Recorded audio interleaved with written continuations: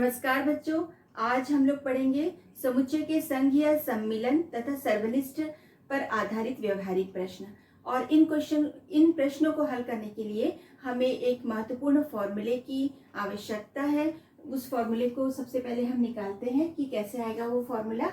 यहाँ पर देखिए, सबसे पहले इस बात को समझ लेते हैं कि अगर दो समुच्चय ए और बी है और यदि हम इसका सर्वनिष्ठ निकालते हैं और वो रिक्त समुच्चय आता है, तो इसका क्या मतलब है कि वो दोनों समुच्चय ऐसे हैं कि जिनमें कुछ भी कॉमन नहीं है, मतलब वो असंयुक्त है। तो इस स्थिति में यदि हम इनका सम्मिलन या संघ करेंगे, ए संघ बी निकालेंगे, तो ए संघ बी के अवयव या तो ए में होंगे या फिर बी में होंगे, और इनमें कॉमन तो कुछ है नहीं। तो क्या हो जाएगा कि ए संघ बी के अवयवों की संख्या बराबर क्या हो जाएंगे, माने ए के सारे अवयव इसमें आएंगे और बी के भी सारे अवयव आएंगे। तो एन ए संघ बी बराबर क्या हो जाएगा, n A plus n B. A संघ बी का ये वाला चित्र देखिए, वैन आरेख है ये। यहाँ एक समुच्चय है, बी दूसरा समुच्चय है, और इसका संघ निकाल रहे हैं, मतलब ए के सारे अवयव आएंगे और बी के सारे अवयव आएंगे। अब इसी ए संघ बी को मैंने एक दूसरा वैन आरेख बनाया है इसमें। तो यहाँ पर देखिए कि ए संघ बी जो है वो तीन पार्ट से मिलकर बना होता है एक्चुअल में। एक तो ये पार्ट होता है जो डॉट डॉट जिसमें मैंने बनाया है, दूसरा पार्ट आड़ी रेखा वाला होता है, और तीसरा जो होता है जिसमें मैंने स्टार बनाया है। तो ये पार्ट जो कहलाता है ए माइनस बी, आड़ी रेखा वाला पार्ट कहलाता है ए सर्वनिष्ठ बी, और स्टार वाला पार्ट जो है ये वाला पार्ट, यानी कि बी में से आपने कॉमन एलिमेंट्स को हटा दिया है, ये होता है बी माइनस ए। तो जैसा कि हमने यहाँ पढ़ा कि ए संघ बी क्या होता है, जिनका संघ निकाला जा रहा है अगर वे असंयुक्त हैं तो उनके अवयवों की संख्याओं के योग के बराबर होता है।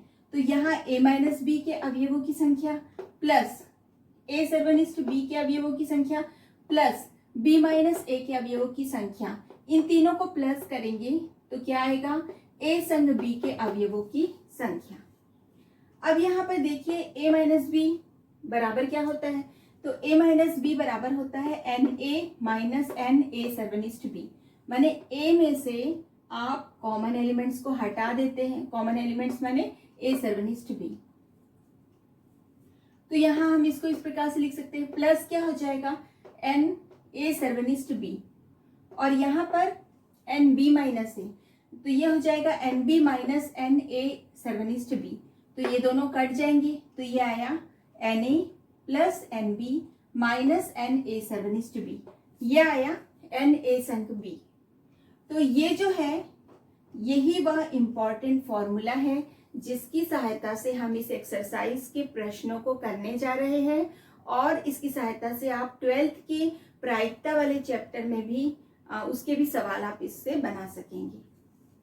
एक्सरसाइज 1.6 का फर्स्ट क्वेश्चन है कि यदि x और y दो ऐसे समुच्चय हैं कि nx बराबर 17, माने x समुच्चय में अवयवों की संख्या कितनी है 17, y समुच्चय में अवयवों की संख्या है 23, और x संघ y में अवयवों की संख्या है 38। तो हमें ज्ञात करना है x सर्वनिष्ठ y में अवयवों की संख्या क्या होगी। तो इसी फॉर्मूला का उपयोग हम करेंगे।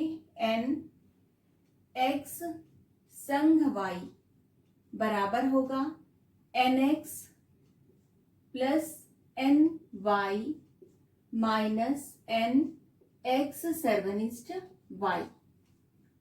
a और b की जगह मैंने x और y लिख दिया है यहाँ। तो यहाँ पर देखिए x संघ y में अवयवों की संख्या है 38 बराबर x में अवयवों की संख्या है 17, y में अवयवों की संख्या है 23, और ये हमें ज्ञात करना है x सर्वनिष्ठ y में अवयवों की संख्या। तो यहाँ पर ये आ जाएगा, इम्प्लाइज दैट 38 इक्वल टू 7 3 10 का शून्य, हासिल 1 2 1 3 और 1 4 40 माइनस एन एक्स सर्वनिष्ठ y। तो इसको इधर पक्षांतरित कर देते हैं, तो यहाँ पर आ जाएगा एन एक्स सर्वनिष्ठ y बराबर हो जाएगा 40 ऋण 38, 40 ऋण 38 बराबर आएगा 2।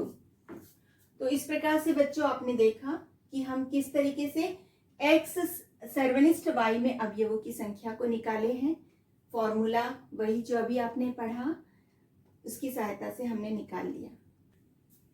बच्चों इसके बाद हम एक्सरसाइज 1.6 का क्वेश्चन नंबर 6 कर रहे हैं। एक बार हम ये प्रश्न पढ़ लेते हैं, देखते हैं क्या लिखा है। 70 व्यक्तियों के समूह में 37 कॉफी 52 चाय पसंद करते हैं। 70 व्यक्तियों का समूह है, ग्रुप है जिसमें 70 व्यक्ति है, उनमें से 37 कॉफी पसंद करते हैं और 52 चाय पसंद करते हैं। और इसमें एक विशेष बात देखिए क्या लिखा है, प्रत्येक व्यक्ति दोनों में से कम एक पेय पसंद करता है। यानी कि 70 व्यक्तियों में ऐसा कोई नहीं है जो चाय भी नहीं पीता है और कॉफी भी नहीं पीता है। मैंने सभी व्यक्ति या तो चाय पीते हैं या कॉफी पीते हैं या दोनों पीते हैं। तो ऐसे यानी कि 70 क्या होगा, 70 होगा इन दोनों का संघ, यानी चाय पीने वाले और कॉफी पीने वाले व्यक्तियों का समुच्चय बनाया जाए तो उनके संघ में कितना आएगा, 70 व्यक्ति होंगे।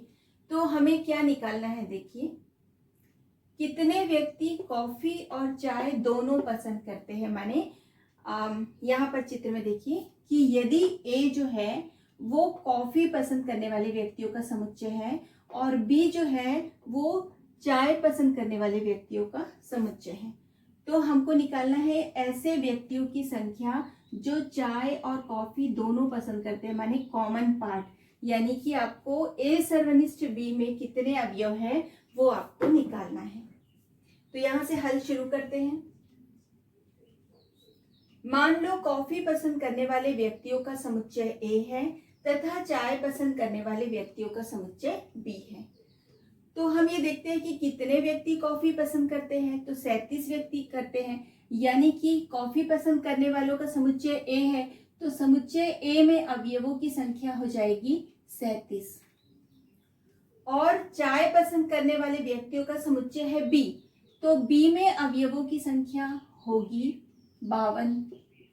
बी में 52 व्यक्ति आएंगे और 70 व्यक्ति में से प्रत्येक व्यक्ति दोनों में से कोई एक पेय अवश्य पसंद करता है, यानी वो या तो चाय पीता है या कॉफी पीता है या दोनों पीता है। तो यानी कि 70 व्यक्ति किस में आएंगे, ए संघ बी में। ए संघ बी बराबर हो जाएगा 70। और आपको निकालना है कि कितने व्यक्ति चाय और कॉफी दोनों पसंद करते हैं, यानी कि ए सर्वनिष्ठ बी। आपको निकालना है ए सर्वनिष्ठ बी में कितने अवयव है या कितने व्यक्ति हैं। तो फॉर्मूला वही अप्लाई होगा, एन ए संघ बी बराबर होगा n A plus n B minus n A सर्वनिष्ठ बी। अब यहाँ पर देखिए ए संघ बी में अवयवों की संख्या है 70 बराबर ए में अवयवों की संख्या है 37, बी में अवयवों की संख्या है 52 और ये हमें निकालना है एन ए सर्वनिष्ठ बी। इसको हल करते हैं। 70 बराबर 89 आ जाएगा, इन दोनों को जोड़ेंगे 7 8 9 5 6 7 8 89 माइनस एन ए सर्वनिष्ठ बी। पक्षांतरित करेंगे, इसको इधर ले आएंगे तो प्लस हो जाएगा और 70 को इधर ले जाएंगे तो माइनस हो जाएगा।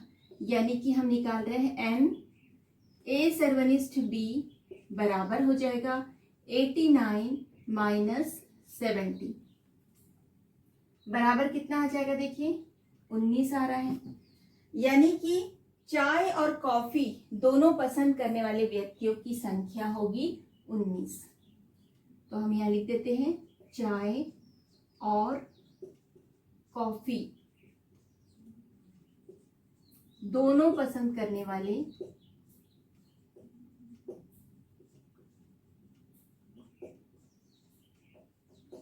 व्यक्तियों की संख्या